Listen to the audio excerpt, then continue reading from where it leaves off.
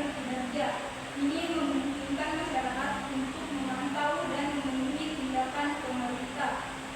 Yang pertama, akses informasi publik. Kedua, publik data dan publikasi data dan kebijakan. Yang ketiga, keterbukaan dalam pengadaan barang atau jasa. Yang kedua, akuntabilitas. Setiap pejabat publik dan institusi pemerintah harus bertanggung jawab atas tindakan dan keputusan yang diambil. Ada mekanisme jelas untuk mengevaluasi kinerja dan menindaklanjuti penyimpangan. Yang pertama, laporan kinerja yang terukur. Yang kedua, mekanisme pengaduan masyarakat. Yang ketiga, penegakan sanksi bagi pelanggaran. Baik, selanjutnya partisipasi dalam supervisi hukum akan dibacakan oleh saudara Putri. Partisipasi dan supremasi hukum mengajak masyarakat berperan.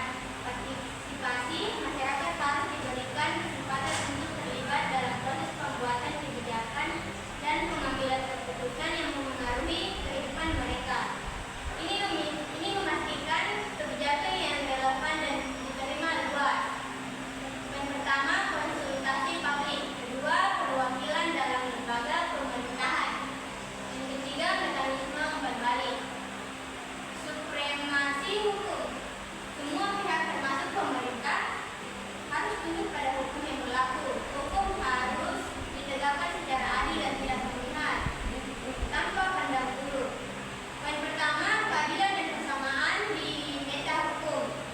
Kedua, independensi peradilan. Ketiga, kepastian hukum. Efektivitas dan efisiensi mencapai tujuan dengan sumber daya optimal. Efektivitas pemerintahan harus mampu menghasilkan output dan mencapai tujuan yang telah ditetapkan. Kebijakan dan program harus benar-benar memberikan dampak positif yang signifikan bagi masyarakat. Pertama, pencapaian target pembangunan. Kedua, peningkatan kualitas layanan. Tiga, dampak positif pada kesejahteraan masyarakat. Efisiensi. Sumber daya yang dimiliki pemerintah, anggaran, waktu, tenaga harus digunakan secara optimal. Ini berarti meminimalkan pemborosan dan memaksimalkan hasil dengan input yang ada. Yang pertama, pengolahan anggaran yang cermat. Kedua, proses kerja yang sederhana dan cepat. Ketiga, penggunaan teknologi tepat guna. Baik, selanjutnya pada rapat nilai-nilai berdokumen dalam administrasi publik akan dibacakan oleh saudara Arif. Baik, pada rapat nilai-nilai berdokumen dalam administrasi publik. Implementasi berdokumen di administrasi publik menuntut perubahan mendasar dalam budaya kerja dan sistem birokrasi. Ini melibatkan serangkaian langkah-langkah konkret yang harus dilakukan.